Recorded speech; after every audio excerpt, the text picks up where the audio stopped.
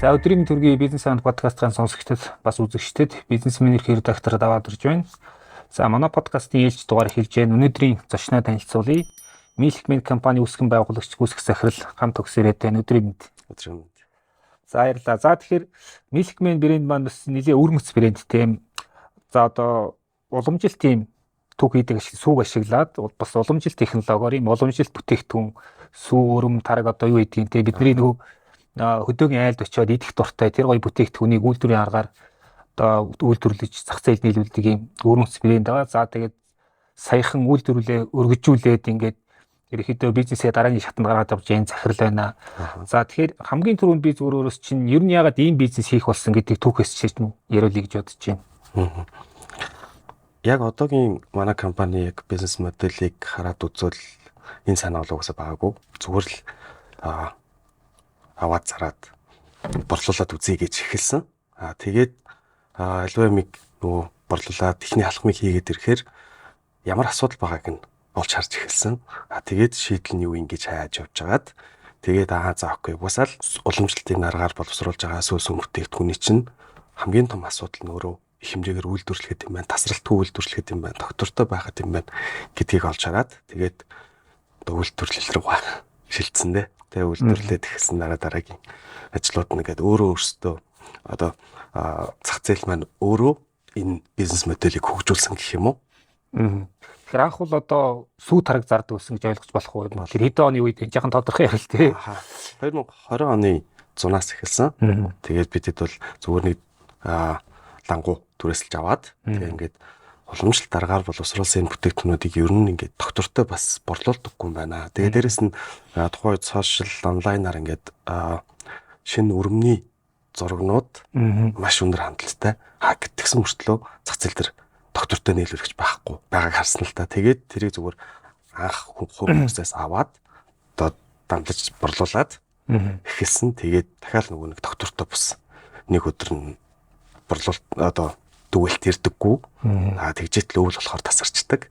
Энэ асуудал эхлээд 21 оны өвлөөс 21 оны 3 сараас баха үйлдвэрлэлээ нэлээ дараагийн алхмуудаа хийж эхэлсэн юм. Тэгэхээр бол одоо өрөм аруул гэдэг маань одоо яг одоогийн байдлаар бол ихэд өрхийн төвшөндөл хийхтэй бас байгаа шүү дээ. Үйлдвэрлэл гэж үзэх юм бол тий. Тэгэхээр өөрөө бол ингээд өрхийн төвшнээс цэхийн төвшнөр авцарсан байна ах тий. За яг тэр процесс яаж гисэн тэр одоо юу ажил яаж гисэн тэр яг түүхээ сонирхол бол тий. Одоо тэр анхныхаа одоо тэр нөгөө сүгөө хөрүүлж байгаа саваа би одоо өөрөө 3 ширхгийг хамгийн худалдаж аваад тэгээ ингээ газан дээр хөрүүлээд тэгээ ингээ дүрм тогтоосон чинь болж шүү. Тэгээд 3-ыг авч исэн бол 30-ыг аваад 30-ыг авч исэн бол одоо 22 оноос бараг 300 ширхгийг авч илаа. Тэр савн дээрээ л хөрүүлээд тэгээ ингээ тухайн үеийн нөгөө процессыг амар зөв шийдээл явсан л та. Тэгэхээр анхны бүтээгдэхүүн өрөм гэсэн. Ер нь бол өрөмнөөс эхлэлтэй. Яагаад ингээд хэрэглэгч хүсээд хахад зах зээл дээр ингээд доктортой нийлүүлэгч байхгүй байна гэдгийг л тэрийг бол ер нь бол бараг 17 оноос хойш гайхаж бодож ирсэн. Тэгээд 20 оноос өөрөө яг зарж эхлээд за тэгээд энэ зарж хүнээс авч зарна гэж бол бүтэхгүй байна. Өөрсдөө л үйлдвэрлэхгүй бол гээд үйлдвэрлэл чигсэн. Яг би яах ингээд яг одоо бүрэн санаанд буухгүй байгаа нь юу гэхээр за бид нар бол өрөм гэдгийг одоо бүтээгдэхүүнийг төсөөлөхд бол ингээд айлын тогоон дээр ингээд загсаад байж одоо шааргалцсан тийм одоо идэ тийм ээ. Үйлдвэрлэлийн арга гэхээр яг тэр талаар жоохон одоо ойлгох зөвхөөдөөс эрнийг өрмийг үйлдвэрлэлийн аргаар одоо үйлдвэрлэх гэх юм уу бүтээхтэй яг одоо тэр амт чанарыг нь хадгалаад идэх юм уу тэр нэг юм яг хийж байгаа процесс бол ер нь адилхан.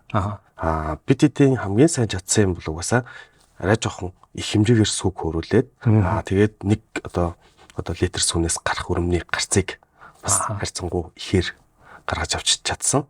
Тэгээд процессын хувьд бол яг адилхан. Харьцангуй ялгаатай юм юу гэвэл жижиг савнуудад сүг хөрүүлдэг. Тухайн нөгөө нэг сав нь өөрөө одоо хоолны халуун баригч байдаг. Тэрний савыг ашигласан гэх юм уу. Тэр бол зүгээр л би өөрөө гадуур явж байгаа л болж энэ ер нь ягаад сүг хөрүүлж болтгоо. Ер нь яг бүх одоо миний одоо анх эхлүүлж ирсэн юмуд бол ер нь яагаад болдгоо юм бол гэдэг л тэр нэг сониуч цангаас болол хийж эхэлсэн л дээ. Тэгээд яг процессын хувьд бол сүгөө хөрүүлээд тэгээд тодорхой тасалгааны температурт байлгаад сэрүүн орчинд байлгаж агаад өрмөө хамаал шууд хэрэглэгч түргэдэг. Гэхдээ яг ингээд сонсоход энгийн боловч чинь үйлдвэрлэлийн аргаар ингээд одоо бэлтгэх гэдэг чинь бас өө тийм одоо тодорхой хэмжээний менежмент процесс шаардна тий. Яг энэ уламжлалт юмнаас үйлдвэрлэлийн аргаар руу шилжихэд ямар хүндрэл бэрхшээл, сорилтууд тулгуур тий. Одоо бол илүү одоо өргөн хүрээнд үйлдвэрлэл эхэлсэн байгаа л шүү дээ. Тэгсэн. Яг температурын нөлөөтэй бас эмзэг бүтээгдэхүүн тий. Тэгэнгүүт хамгийн төвөгтэй юм нь бол угаасаа тэр агаар, за тэгээд орчин, за тэгээд дээрэс нь тэр нөгөө нэг газан дээр бид нар боловсруулалт хийхээр хит их халуун агаарт байхаар бас өрмөн маань тогтдгоо гэдэг асуудлууд тулгарч ирсэн л та. Тэгэл тэр болгоныг за агаар жолтыг ингэж өгөх хэрэгтэй юм байна. За температурыг ийм байлгах хэрэгтэй юм байна гэж явсаар аваад битэд сая 25 онд бол яг одоо бүрэн одоо нөгөө нэг зөв процессор нь хамгийн ашигтай загварыг нь бий болгож авсан гэх юм уу. Тэгэхээр технологийн гормыг бол баг шинээр бий болгосон гэж ойлгосон. Яг өрхийн төвшнөөс цэхийн төвшнөөс үйлдвэрлэлийн төвшөнд ингээд алхамаар шинжилсэн. Одоо яг гол үндсэн бүтээгдэхүүнүүд жоохон зарим тоо хэлбэл одоо боломжтой. Одоо 3 жилийн өмнө тэр хэмжээнд үйлдвэрлэсэн л одоо үйлдвэр ийм бол хэмжээнд хүрсэн гэж хүчин чадал тий. Бидэд баг өнгөрсөн жилийн өдөд гэхэд өдөрт гарч байгаа хэмжээ нэг өдөрт боловсруулж исэн сүүний хэмжээ нэг 200-аас 300 литр сүгэл боловсруулалт хийжсэн бол өнөөдрийн байдлаар бидэд 1 тонноос 1.5 тонн сүү өдөртлөн боловсруулж байгаа тий. Тэгэхээр бас нэг зүйл сонирхолтой байгаа нь одоо бид нар бол мэдхээр ингээд 4-10 литр чинь нэг зах дээр эсвэл нэг зарим нэг дэлгүүрт ингээд байж байгаа л үе алга болчдөг тий. Тэгээд ерөөдөө айл өрхүүдээс бэрмэрүүдээс л холдоо авч яадаг тий. Гэтэл танах чинь бол ийм дэлгүүрт харагддгүй. Захиалгын загвараар яваад шүү дээ. Ягаад ийм загварыг сонгосон тэр талаараа жаахан тодруулж ярив. Одоо бидэд нөгөө нэг өрмөө ингээ гаргаад авчиж байгаа тий. Тодорхой хэмжээнд арай нэг жоох их хэмжээгээр гаргаад эхэлсэн чинь борлуулах асуудал яригдчих эхэлсэн. Одоо борлуулалтын дээр хамгийн том асуудал юу байсан гэсэн өрмөө маань хөлдөөж хадгалж болдоггүй. Эсвэл одоо нэг жаахан хугацааг нь уртцгаад хадгалчаар хөлдөөчхөр арай жоохон мухаа нөгөө фреш байдал алдагдчихдаг гэх юм уу. Тэгэнгүүт тэрийг маш хурдан хугацаанд үйлдвэрлээд маш хурдан хугацаанд зарах шаардлага гарч ирсэн. Тэгэнгүүт бидэд нөгөө одоо мэдээж нөгөө сошиал онлайнаар гол борлуулалтаа хийдэг байсан. Тэгжээтэл нөгөө юм чи нөгөө байнга тийм өндөр хандлттай байна гэж байхгүй шүү дээ. Лээ өндөр борлуулалтаа жоод унаад эхэлсэн. Тэгээ унаад эхэлсэн чинь нөгөө богино хугацаанд хадгалдаг бүтээгдэхүүн эхнээсээ муудаж эхлээ. Тэгээ би чинь гайхаж байгаа юм чинь зүгээр л зарагдаад юм ягаа зарагдах болчих. Тэгэнгүүт за уусаа эн чинь байнга ингэж доктортой борлуулна гэж байхгүй маань. Тэгвэл бидэд урьдчилан захиалга авдаг байсан зөв юм байна. Хэрэглэгчээ нэгэнт ингээд зах зээл байна, хэрэглэгчд байна. Гэхдээ хэрэглэгчд байнга бас хэрэглэхгүй байгаа гэдэг. Тэгвэл бид нар урьдчилан захиалга авдаг болъё. Урьдчилан захиалга авахдаа бүр өндөр эрэлт байгаа юм чинь гишүүнчлэл гэдэг юм гаргаж ирээ. Тэгээд хамгийн анхныхаа гишүүнчлэлийг зарлаад тэгээ өнөөдрийн байдлаар бол 200-аас 300 айл өрх тогтмол хэрэгэлдэг. Тэгээд угаасаа л нөгөө нэг тухайн бүтээгдэхүүнийхээ онцлогоос гарч ирсэн. Тэгээд дагаад бидэд өрөм угаасаа цөөхөн хоног хадгалдаг. Тэгээд дээрэс нь хэрэглэгч өөрөө юм яг шинээр нь одоо тэр бүтээгдэхүүнийг идэх хүсэлтэй байгаа бол угаасаа л хамгийн фрешэр нь л хүрэхтэй л болчих гэдэг санаанаас үүдэл тэрийг хөгжүүлж авч бисэр угаал одоо өнөөдрийн яг хэрэглэгчтэй цоглуулсан. Өрөмч бол ихэд энэ 2-3 өдрийн л одоо яг хугацаа ярил тийм байгаад байна. Тэгээ яг яг технологиор бол 7-оос 14 хоног болно. Тэгтээ бас нөгөө нэг хадгалтын гормыг яг чанд мөрдөх хэвээр. Тэгээ өрмийг бол бид нар ч нөгөө шинээр нийт хийлүүд дуртай шээ. Яг ингээд нойтон өрөм гэж бид өөрсдөө нэрлэдэг. Тэгээд яг тэр шингэн тэгээд яг талх нарын шинэл байсан хамгийн гоё. Учираас яг тухайн өдөр үйлдвэрлэгдсэн бүтээгдэхүүнийг л хүрэхийг зорддог. Одоо яг үндсэн хэдэн төрлийн бүтээгдэхүүн үйлдвэрлэж байна? Юу үйлдвэрлэж байна? Өнөөдрийн байдлаар 12 бүтээгдэхүүн үйлдвэрлэж байгаа. Бидэд сүү тараг, хөрөлсөн сүү, за тэгээд Монгол аргаар бүрсэн тараг, тэгээд өрөм, бислаг, гэзгий, тэгээд шартоо сайлмаг, тэгээд бол 3-4 төрлийн харуул алдаршилж байгаа. Ер нь зүгээр сүү гэдэг түүх хийдийг дээр нийт хэдэн төрлийн үйлдвэрлэх боломжтой гэдэг. Тэр талаар судалж байна. Ер нь бол яг судалгаагаар бол маш олон төрлийн бүтээгдэхүүн гэдэг юм лээ. Одоо бол бидэд бараг шар сүүгээр маш олон төрлийн гаргаад шүү дээ. Бусад компаниуд. Тэгэнгүүт нийтдээ бол зөвхөн сүү гэдэг энэ түүхий дээр бараг 200 орчим нэр төрлийн бүтээгдэхүүн гарах боломжтой гэдэг. Одоо бидэд бол дөнгөж нанган 20 орчим их л гаргаж чадчихаа. Тэгэхээр яг дахиад судлах, дахиад гаргах шинэ бүтээгдэхүүн бол маш олон юм байна. Ер нь зүгээр бас ойрын үед хөгжүүлж байгаа бүтээгдэхүүн, зах зээлд нийлүүлж байгаа тийм бүтээгдэхүүнүүд юм сонирхол. Хоёр бүтээгдэхүүн шууд толгойд харж ирж байна. Эхнийх нь бол бидэд ямар ч байсан шимээ архи. Яг гоё савлгаатай бэлтчихсэн байгаа. Цагаан сар тэрний дараагаас зах зээл нэвтрүүлэх байх. Гол нөгөө нэг юу н тарагны хэсгэлт. За тэгээд нөгөө нэг градус эт юм бэлээ. Алкохолны хэмжээг яг нөгөө стандартд нь аваачих юм чухал. Тэгээд тэрийг бидэд бас шийдэж чадсан. Яг л бас өрөмтэй адилхан нэлээд бараг жил орчим туршиж үзчихэж эцсийн бүтээгдэхүүнээ гаргаж авсан. Хоёрт нь болохоор бас манайх нөгөө удахгүй кафега нээж байгаа. Цагаан эдний кафе. Тэгээд тэн дээрээ бидэд нэг шинэ бүтээгдэхүүн гаргаж байгаа. Тэр нь өрөмтэй торт. Тэрийг жоохон бидэд онцлоод байгаа. Өрмийг ингээд уламжлалт хэрэглэнээс нь гадна одоо орчин үеийн залуучуудад зориулсан одоо торт, эклер тийм хүмүүстээ хослуулад үйлдвэрлээд тийм шинэ амт байх гэдэг шүү дээ. Шинэ амтыг одоо бас онгараад тэр нэх баха. Одоо шинэ тиймнүүд яваад байна л да. Одоо зарим юу хийж чинь самар хийж үзэж байна тийм. За ерөөхдөө үйлдвэр талыг нэлээд сонирхлоо. Одоо зүгээр яг нөгөө нэг юм бизнес эрхлэгч энтерпренер гэдэг талаас нь өөрчлөлт асуумаар байна л да. Ерөөхдөө бол одоо олон хүн ярьдаг одоо Монголыг хөгжүүлэх хоёр гол салбар нэг нь аяж ууш, нэг нь хөдөө аж ахуй гэх л тий. Тэгэхээр хөдөө аж ахуй маань яг ийм одоо ийм бүтээмжшин гэсэн гоё тим юу болж өгөхгүй л байна л да.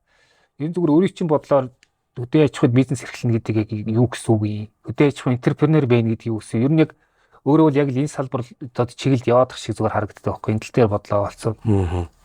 Яг уу энтерпренер гэхээр угаасаа л тодорхой хэмжээний асуудлыг барьж аваад тэгээд тэрийг асуудлаа юу вэ гэдгээ тодорхойлоод за тэгээд шийдэл нь юу вэ гэдээ тайгаал болохгүй аргыг л хайж үтсээр байгаа л аргыг нь олсон хүмүүсийг л ер нь хэлээд тах шиг байдаг. Яг хөдөө аж ахуй талдаа бол бид тэд ер нь хийх юм зөндөө байгаа. Одоо ганц сүүгч гэхгүй те мах ногоон дээр ч гэсэн ер нь олон жил л тогтургүй л байгаад нь штэ. Яг манай одоо хөдөө аж ахуйд хамгийн том саадуулдаг нь би нэг жилийн 4 үйлрэл тэгээд дээрэс нь нэг юм үн болоо түүхэд бүх төрлийн нэг юм тогтургүй байдал хамгийн одоо том саад бэрхшээл юм уу. Тэгэхээр одоо манай компани явж гисэн ганц одоо баталгаатай юм байдаг нь үнэ бидэд сүүлийн 24 25 онд огт өөрчлөөгүй тогтвортой байлгаж чадсан. 101 үнээрээ өвлөнийг үнээрээ яг энэ л яг хөдөө аж ахуйд бас жоохон чухал одоо махан дээр ч гэсэн те одоо хавар нугасаа үнэтэй болтогч гэд ингээд бүр тогтцсон. Тэгэхээр доктортой байдал буцаагаад хэрэглэгч ч гэсэн өсөл байгаа юм шиг харагддаг. Тэгэхээр энийг бас дахиад ер нь илүү далаацтай том ор шийдэх хэрэгтэй юм шиг санагдаад тэр чиглэлд яваалах. Гэхдээ эн чинь бол одоо нэг компани хийх хэрэгтэй юм биш үү? Ер нь зүгээр хөдөө аж ахуйн салбарт бүтээмж одоо инновац жаахан тодорхой хэмжээний нэвтэрж эхлэхэд яг хамгийн гол хөшүүрэг болох юмнууд нь юу вэ? Ер нь бол одоо бас нэг юм санаанд оруулаа л да. Бидэд одоо идэж гэд өгүүлэлгээр ичээддэг тий. Ер нь сүг бас фрешер нэрлэх шиг бид нар ч гэсэн махыг бас фрешер нэрлэх соёл руу ер нь баг явах бах. Ер нь бидний одоо нөгөө анх одоо бизнесээ эхлүүлээ тэгээд ингээд асуудлуудыг ингээд явж байхад бол бас одоо нэг юм юу үсгэсэн юм шиг байгаа. Нэг юм трендийг бас одоо дэлхийд даяар өрнөж байгаа. Энэ фреш бүтээгдэхүүн хэрэглэх гэдэг. Тэгээд фрешер нь үйлдвэрлээд хүргээд энэ нэг процесс ч өөрөө бас инновац байгаад байна л да. Энийг одоо нэлээд одоо гарц гаргалгаа сайн байж хурдна. Одоо тэгээд дээрэс нь доктортой байна гэж үзээд байгаа. Тэгээд ганц сүн дээрч биш ер нь иймэрхүү төрлийн нэг инновацууд шингэж ийж тэгээд буцаад тэрийг хэрэглэж хүлээн зөвшөөрж ийж тэгээд нийтээрээ хэрэгэлдэг болж ийж энэ салбар арай яг энэ бидний хүсэж байгаа байдал руу төгөхгүй. Одоо шинэ нийлх миний хувьд үл нэг одоо ямар ч бизнес ямар нэг асуудлуудыг шийдэж гэнэ гэж шүү дээ. Танах нь ямар асуудлуудыг шийдэх нь амбицтай гэдгийг бидэд яг одоо биднийг үйлдвэрлэж эхэлснээс хойш ер нь маш олон хүмүүс болдгийм байна гэдээ одоо дагаад үйлдвэрлэл хийгээд эхэлж гисэн явж байгаа. Тэгэхээр яг бидэд ямар ч байсан болдгийм байна гэдгийг харууллаа. Тэгээд бүгдийг нь угаасаа хийж зах зээлийг бүгдийг нь хангаж чадахгүйгээс хойш тэр улсуудыг бас хийж байгаад бас талархаж байгаа. Цаашдаа яг шийдэ гэж бодож байгаа асуудлууд бол олон л л да. Тэрний нэг нь бол энэ сүний үн өөрөө 100 маш хямдулдаг, өвөл нь бас олдохгүй болчдөг. Тэгэнгүүт дагаад нөгөө нэг нийлүүлэлтүүд ихсээд ирэнгүүт дахиад нөгөө зун ингээд бараг уснаас хямдхан боллоо гэдэг малчид фермерүүд яриад байдаг тий. Тэгэхээр энэ нэг одоо сүүсүүн бүтээгдэхүүний нэг зах зээлийн нэг гол тоглогч болох энэ фермерүүдийн нэг том асуудлыг яг нь ер нь бол санаагаа олоод шийдлээ бол олчихсон. Тэгээд 26 оноос ер нь малчтай хамтраад бас хэрэгжүүлэх бодол байна. Тэгээд юу болох нь энэ нийлүүлэлтийн талаа шийдэх гэдэг шүү дээ. Тийм тэр нэг хитрхи хямд сүү байгаад байгаа нөрөө бас нөгөө гол тоглогчтой бас болохгүй юм л харагдаад байгаа. Тэр утгаараа тэр асуудлыг бас шийдчихье гэж яг хувьдаа шуудж энэ компани зүгээс ч бодож байна.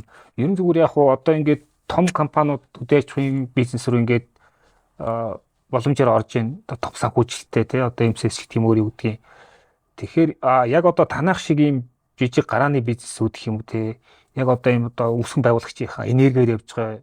Тэгвэл бас нэг юм хөдөө аж ахуйн салбарт тодорхой үнцийн бүтээх гэж явж байгаа хүмүүс ер нь юу хэрэгтэй тэр хүмүүст. За мэдээж санхүүжилт бол хэрэгтэй тий. Гэхдээ өөр одоо яг компани талаас гэсэн үг тий. Ер нь яг уу санхүүжилт бол хоёр тал асуудал юм байна. Яг ер нь зүгээр заавал тэр нэг юм үйлдвэрлэл эсвэл нэг юмдаа биш. Стартап компанид бол ер нь хамтрагчлах гэж байна. Яг мөнгө хамгийн том асуудал юм биш. Тэгээ нөгөө нэг тухайн бизнесээ ойлгодог. Тэгээд яг ямар асуудал шийдэхэд асуудлаа яаж тодорхойлоод шийдэл нь юу вэ гэдгийг нь бас хамт хараад ойлгочдөг. Тийм хамтрагчлал нь хамгийн чухал байл л дээ. Одоо 20 он гэдэг чинь бол ерөөхдөө нөгөө стартап гарааны компани гэдэг нэг хэсэг юм одоо арматыг үе их юм явлаа шүү дээ. Одоо ингээд харахаар ихэнх нь ер нь яахан тийм одоо унтаа байдалд орсон ч юм уу. Зарим нь ерөөхдөө юм одоо давж ярцсан ч юм уу буцаад тийм нэг юмнууд яваад байна. Өөр харин танах бол арай өөрөөр яваад тах шиг байна те. Ер нь зөвхөн энэ өнцгөөс нь харуул одоо гарааны бизнес экосистем хүн Монголд ер нь яг зөвөр одоо яг ямар байна гэж харж байна. Одоо энэ нэг одоо буцаад агшаад байгаа алдааг бидний яг юунд байна? Ер нь стартап бизнес гэдэг ер нь бүүнэр нэг жоохон буруу ойлгоод байгаа шиг байна. IT-ийн бизнес л стартап юм шиг. Гэтэл стартап бизнес гэхэл миний бодож байгаагаар бол аль нэг салбарын аль нэг том асуудлыг нь ер нь ойлгоод тэгээд тэрийг нэгэ шийдэх гээд тэгээд тэргээд эхэлсэн л компани байхгүй. Зүгээр тэхлэл старт гэдэг чинь те стартап тэгтэл үйлдвэрлэл танах бараг жидүү стартап биш гэх юм уу. Нэг тиймэрхүү ойлголтууд яваад байдаг. Гэтэл бид нар жишээ авахдаа Apple одоо Samsung шиг юм ингээд том компани бүгдээр л үйлдвэрлэгч шүү дээ тий. Тэгэнгүүтээ стартапыг нөгөө зөвхөн IT гэхэд IT гэдэг чинь зөвхөн одоо нэг бизнесийн нэг процессыг л хэлбэрчүүлж байгаа нэг одоо хэсэг байгаа даа. Тэгэхээр мэдээж IT-ийн салбарууд бол компаниуд бол зөндөө байгаа л да. Гэхдээ ихэнх нь ер нь зүгээр нэг бизнесийн процессыг л сайжруулж байгаа хэлбэр. Тэгэхээр бизнест бол одоо стартап гэдэгт бол бидэд зүгээр нэг аль салбарын аль нэг асуудлыг барьж аваад эхэлсэн компаниг л гэж ойлгох хэрэгтэй юм шиг байна. Тэгээд стартапаас нэг тийм ашигтай загварлуу. Стартап гэдэг бол асуудлыг шийдвэрлэж байгаа. За тэгвэл тэр асуудал ч одоо өөрөөрөө тийжих хэрэгтэй тийм үү? Ашигтай байж иж тэр чин дараагийн юм руу шилжиж шүү дээ. Бүхэл том үйлдвэрүүд, бүхэл том компаниуд яг л ингэж эхэлсэн байгаа тийм. Ягаад Apple crash-наас эхэлж байгаа. Одоо бидэд би одоо хамгийн сүүлд тэр BlackBerry гинэ үзсэн. Тэдний хамгийн анхны утсыг нөгөө хөрөнгө оруулагчид үзүүлэхэд зүгээр л загвар л байгаа байхгүй юу? Тэнгүүд тэрийг ашигтай одоо баталж чадаад тэгээ ашигтай загвар олгоод тэгээ том үйлдвэрлэл рүү шилжүүлж байгаа. Нөгөө бидний манай компани дээр ярьж байгаа өрхөө үйлдвэрлэлээс цэхээс үйлдвэр гэдгийг баг бүхэл компаниуд одоо туулдаг л зам юм шиг байхгүй. Тэгэхээр энийг нэг бөөндөө ойлгочвол стартап гэж юу юм бэ? Тэгээд ашигтай загвар гэж юу юм бэ? Тэгээд дараа нь энэ чинь яг бизнес болох юм уу гэдгийг ингээ ойлгочих юм бол яг зөв замаараа явах юм шиг харагдаад байгаа. Гэхдээ яг одоо юу гэдгийг энэ салбарт шийдвэр гаргаж байгаа хүмүүс л яг ийм сайн угаасаа ойлгохгүй яваадах шиг байна л та тийм. Бас нэг зүйл сонирхоод байгаа нь за танах ингээд одоо subscription загвараар явж байна.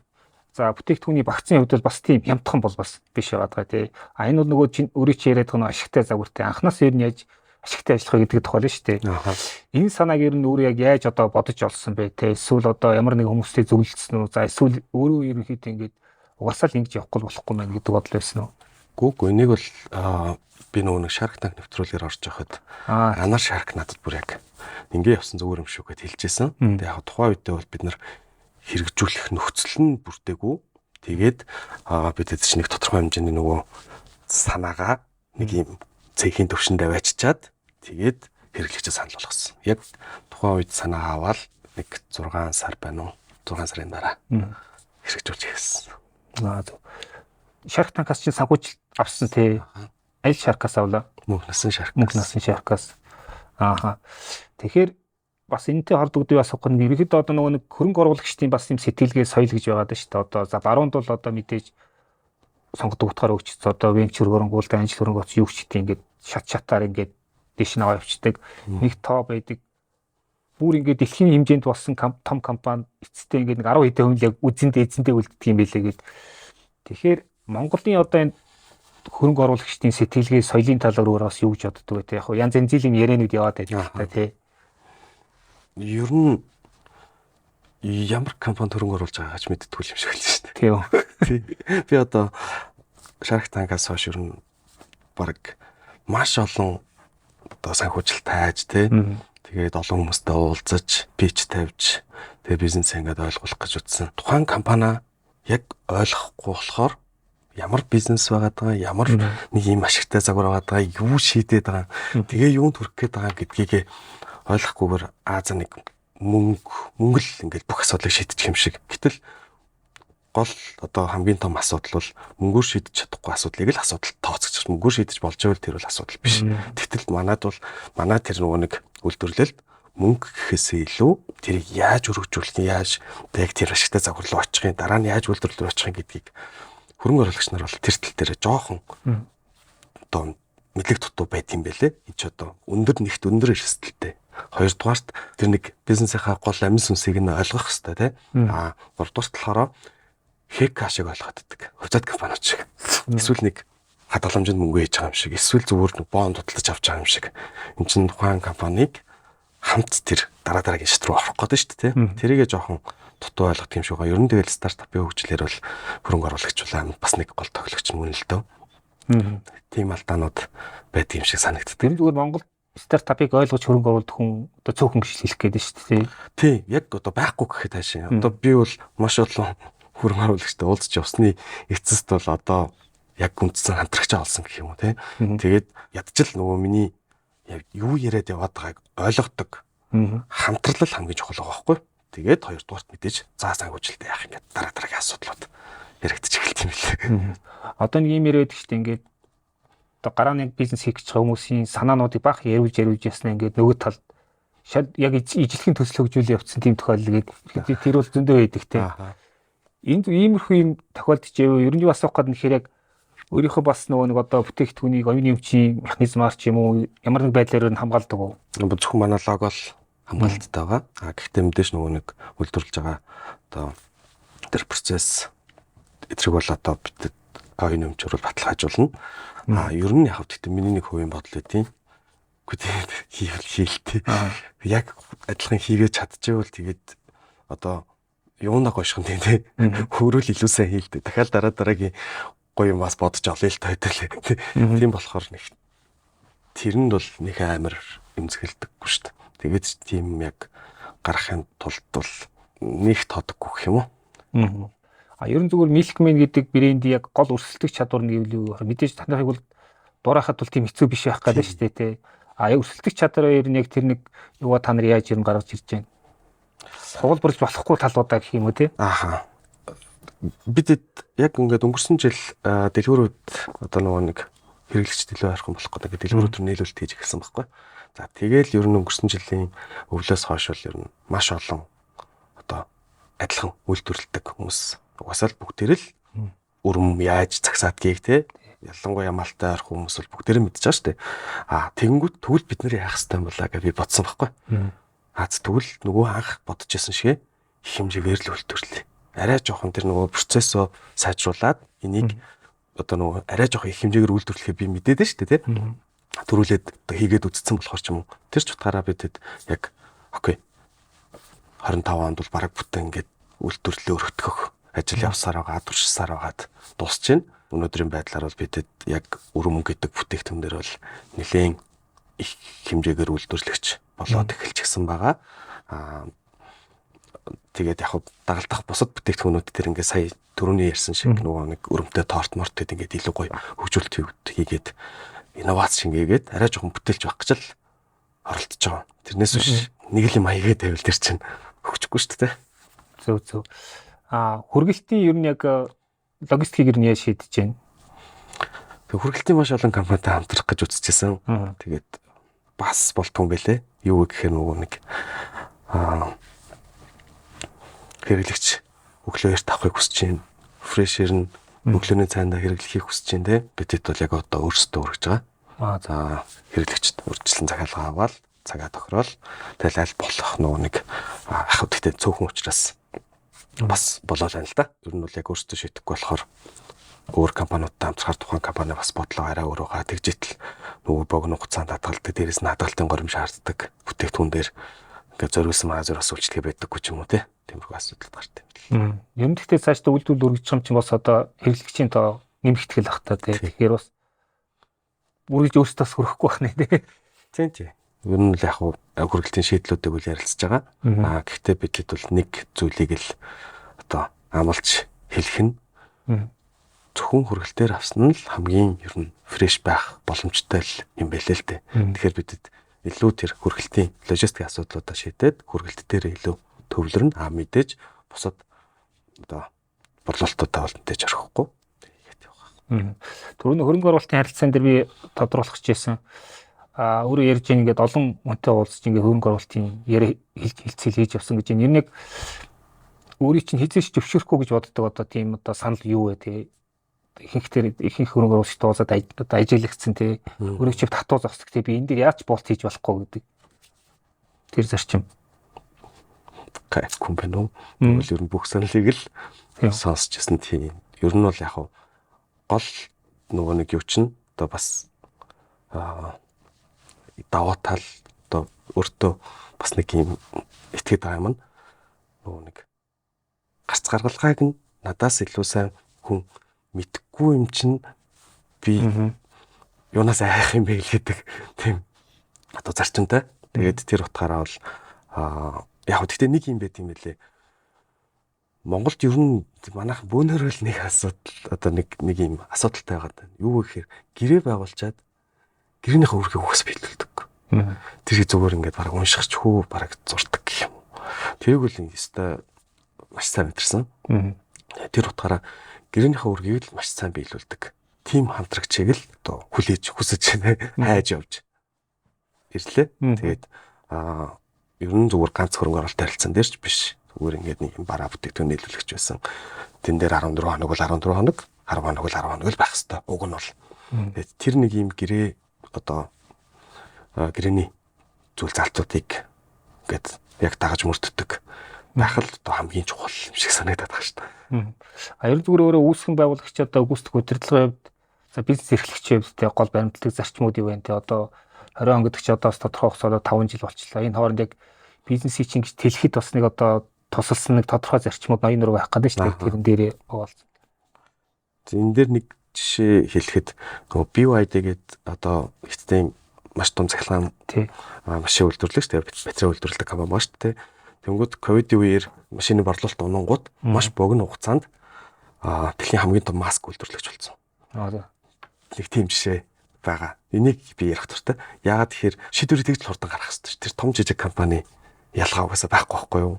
Хэрвээ нөхцөл байдал өөрчлөгдөөд үнэхээр хэрэглэгчийн зан төлөв те бүх юм нөхцөл байдал одоо ингээд өөрчлөгдөж байгаа бол тэрнээр маш хурдан уян хатан шийдвэр гаргадаг байх хэрэгтэй. Тэгээд мэдээж буруу бол буруугаас үл зөвшөөрөө дараагийн шийдвэр гаргадаг ч юм уу те.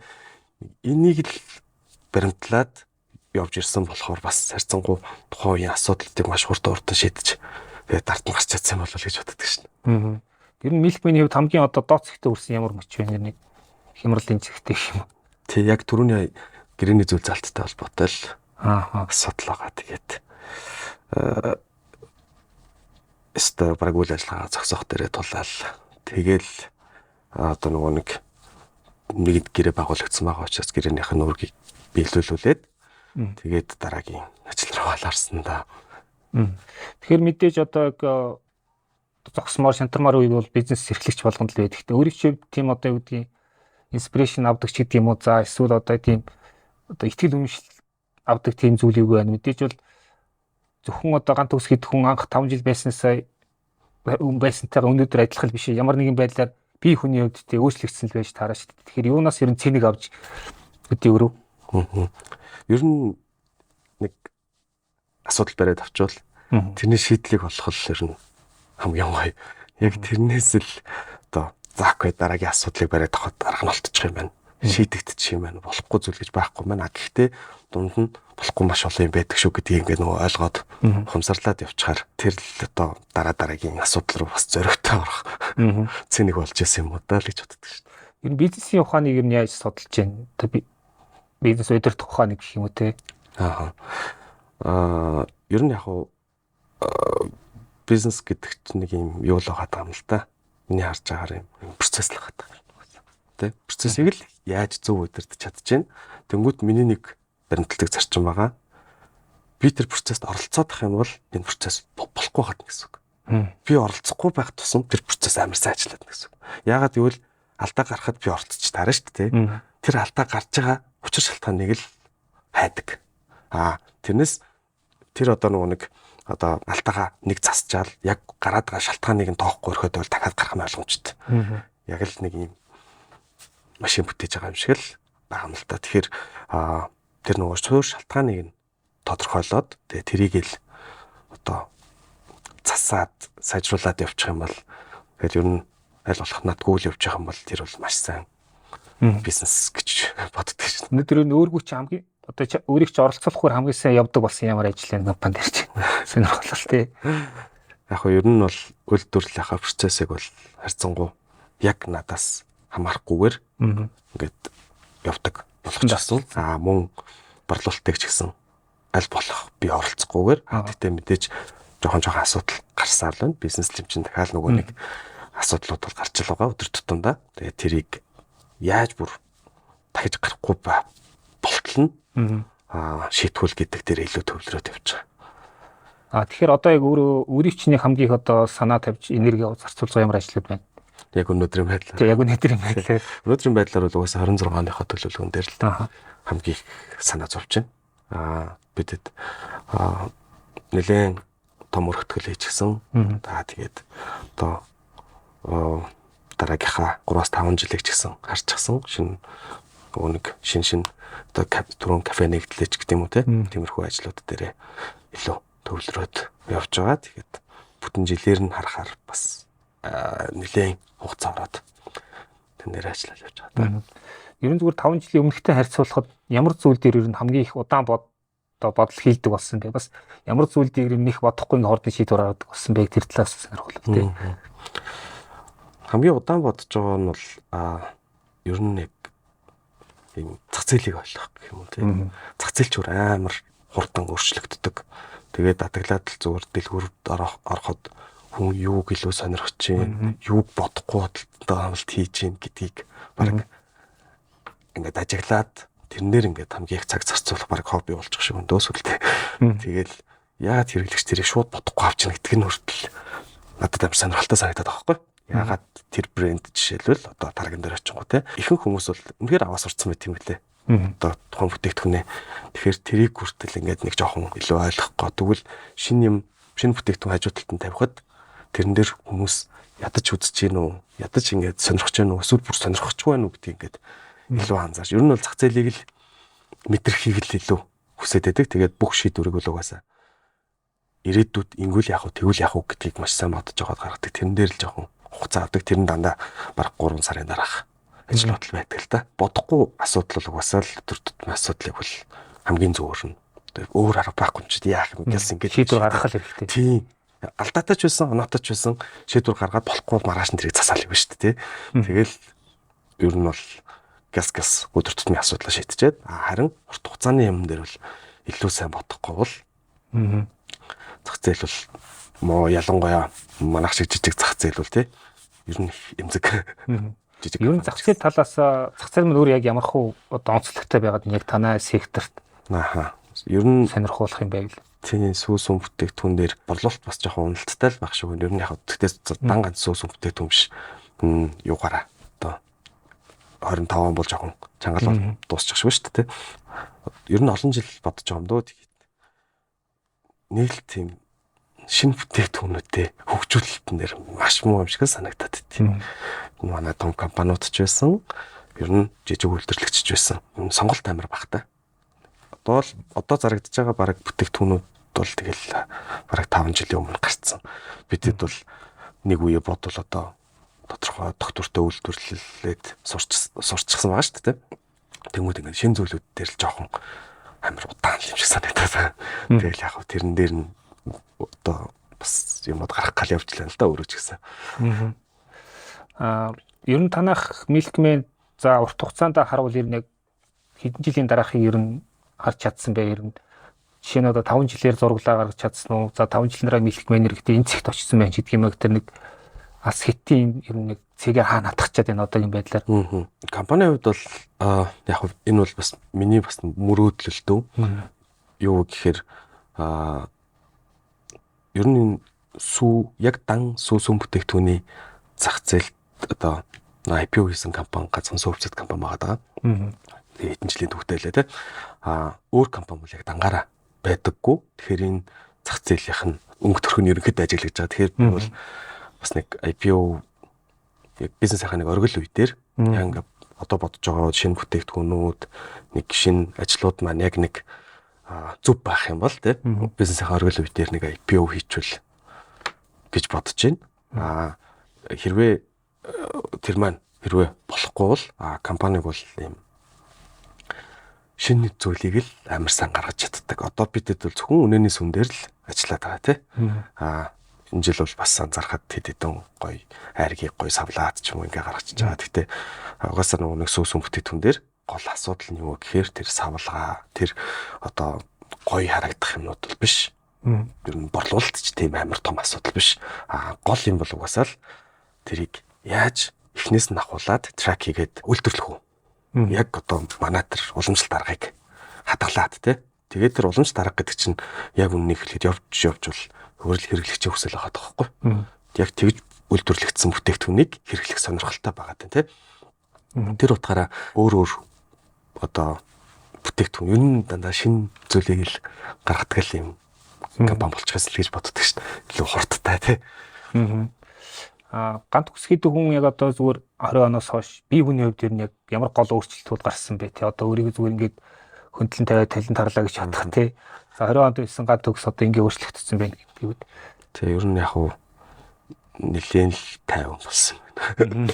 Нэг тийм асуудлуудад өдөр тутмынж байсан ер нь нэг альва асуудлуудад их л тийм тайван ханддаг болсон байна. Ягаад тэгэхээр зөндөө олон асуудлуудын ард гарчхаар гэх юм уу.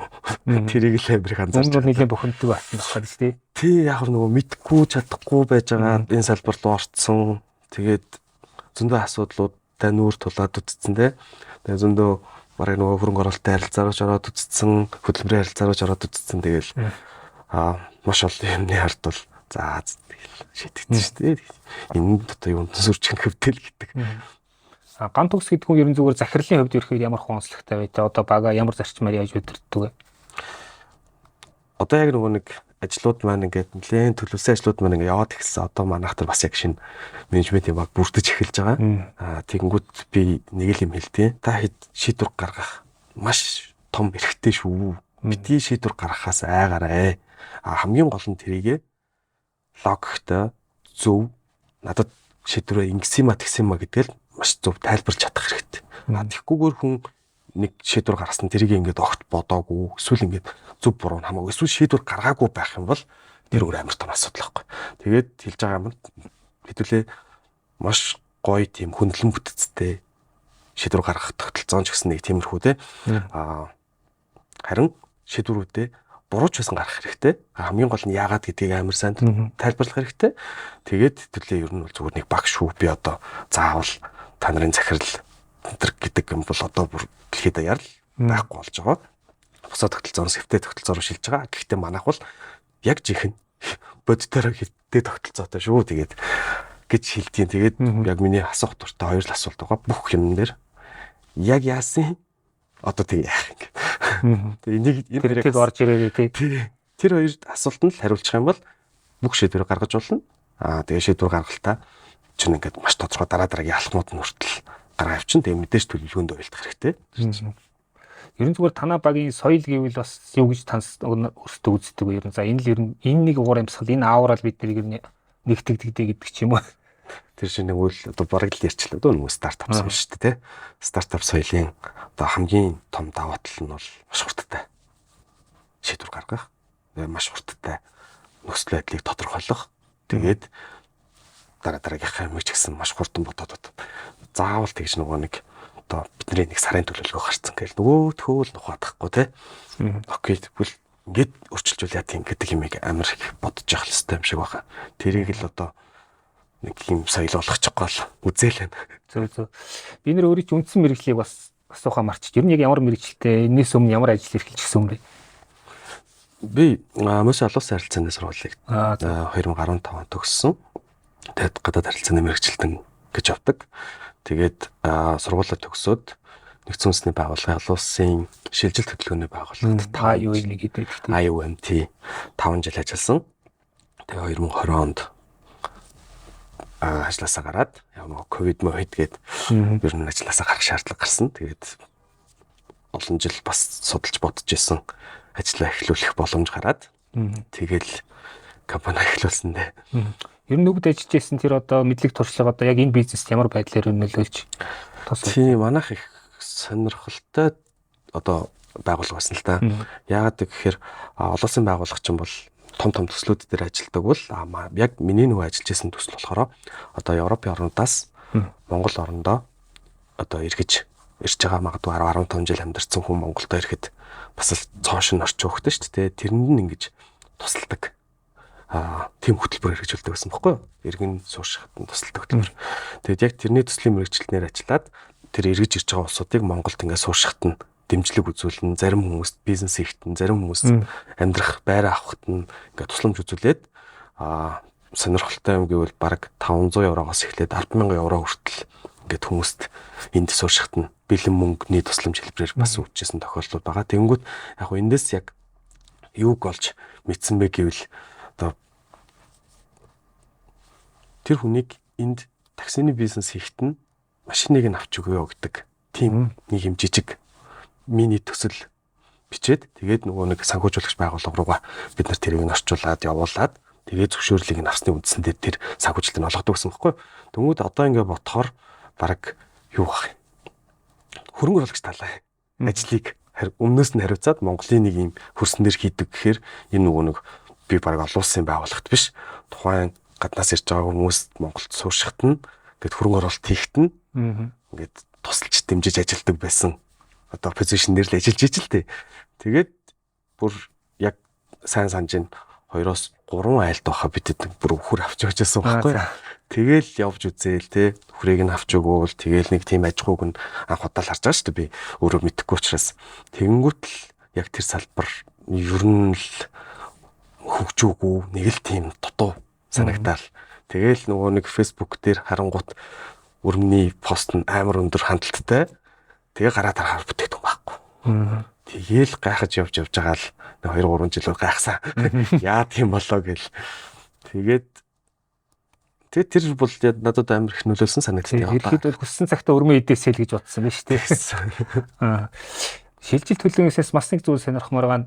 Одоо ингээд зарим хүмүүс бизнес хийж байгаа тэндээсээ гараад бүр хөдөө аж ахуйг бүр ингээд зориудаар хөрөнгө оруулаад өөрөө бүр зарим хөдөө гарч ийн тий. Гэтэл ерөөд яг одоо орон нутгийн ингээд байдлыг харахаар нийт амьдралын чанар тийм одоо сайн биш те. За ялангуяа орлого талдаа боловсролын хүртээмж гэдэг юм уу, эрүүл мэндийн тусламж үйлчлэг гэдэг юм гээд хөдөө сайхан амьдрахад ер нь жоох асуудалтай байгаад байна л да. Тэгээ зарим нь бол одоо гадагшаа явдаг явъя гэдэг л ганцхан сонголттой үлдэх те.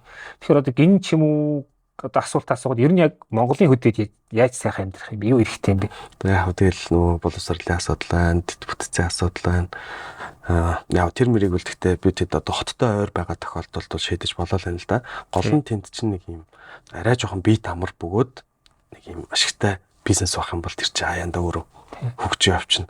Тэгэхээр нөгөө түрүүний би нэг дурдаад өнгөрсөн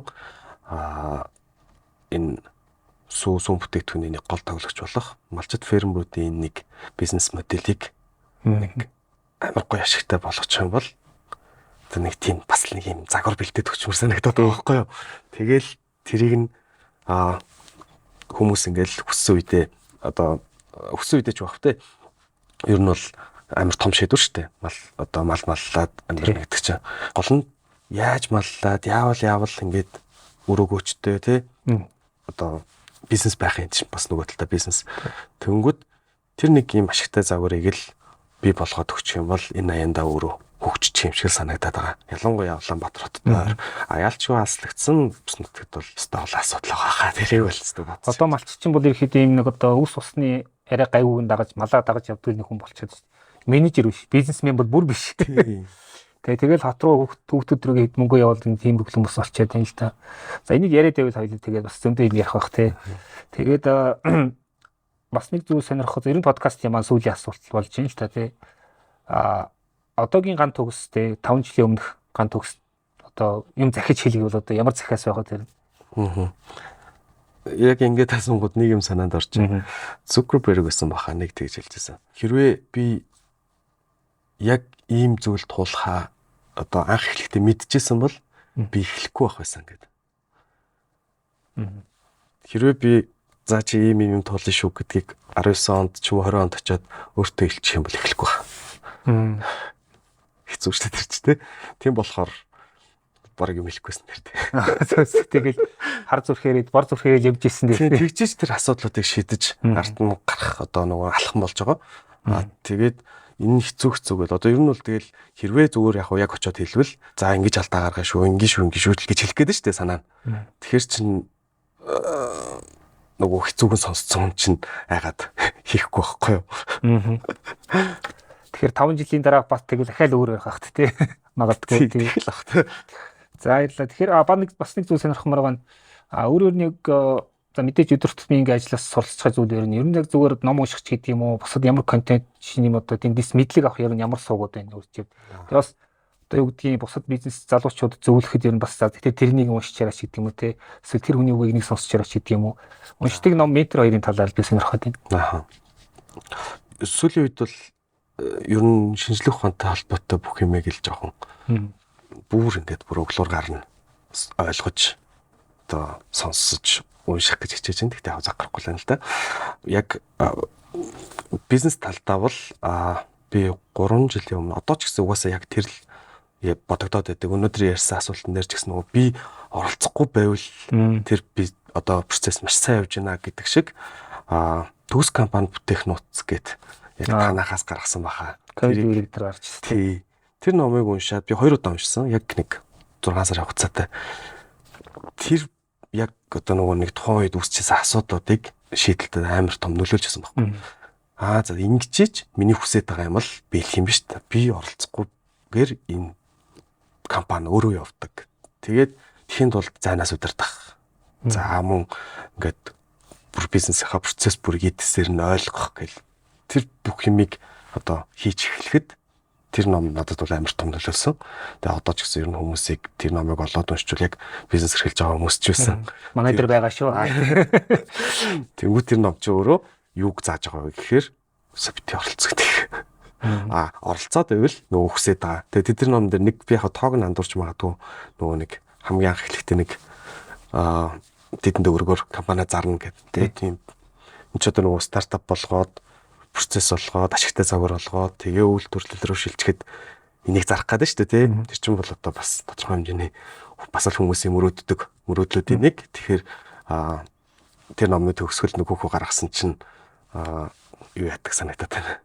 Нөгөө өөрийнхөө анх эхлэхэд нэг тэдэн төгрөгөөр зарчихсан гэж бодож исэн дүнгээ бүр яг номын төгсгөлд голоод сууж яддаг. Тэгэхээр юунаас яаж эхэлсэн тэгээд одоо ямар нөхцөл байгаа гэдгийг бас ингээд тэгж шийдвэр гаргаж болохгүй юм байж гэдэг юм те. Тиймэрхүү зүйлээ бас сайн уншиж байлаа тохоо гэдэг. Ментор бид нар ч яг хуу тэгэл Elon Musk, Zuckerberg энэ ярих дуртай. Тэр нь ихтэй яг монголчуудын контекстд ойролцоо тийм ментор гэвэл өөрөө чинь сонсох үеийн сонсох хэрэгтэй хүн юм бэ. За ер нь тэгэл бүгд бизнесийн салбарт юу болж байна бүгдийг нь л сонсхийг хичээдэг. Тэгээд хамгийн гол нь өөр анализ хийх. Өнгөрсөн хугацаанд юу болов тэр хүн ч гэсэн юу ярьж явж бүгдийг нь сонсож байгаа л тэгэл өөрийнхөө шийдвэр гарна. Ер нь тэгээд өөрөөсөө илүү өөрийнх нь нөхцөл байдлыг ойлгоод юм хэлдэг ч хүн ер нь байхгүй тий. Тэгэхээр би бол өөртөө итгэл гэж. За баярлалаа. За ингээд бизнесийн подкастын дугаараа өндөрлөе. Маа зочноор Milkman компани үүсгэн байгуулагч Гүсэх Сахил Ган төгс оролцлоо. За ингээд бизнесийн үзэх сонсох тавх манай YouTube channel-ыг дагаарай. Лайк, шеэр, комментээр биднийг дэмжээрэй гэж хүсэх байна. Ингээд өөрийн ажил амжилт хүсье. За баярлалаа. За.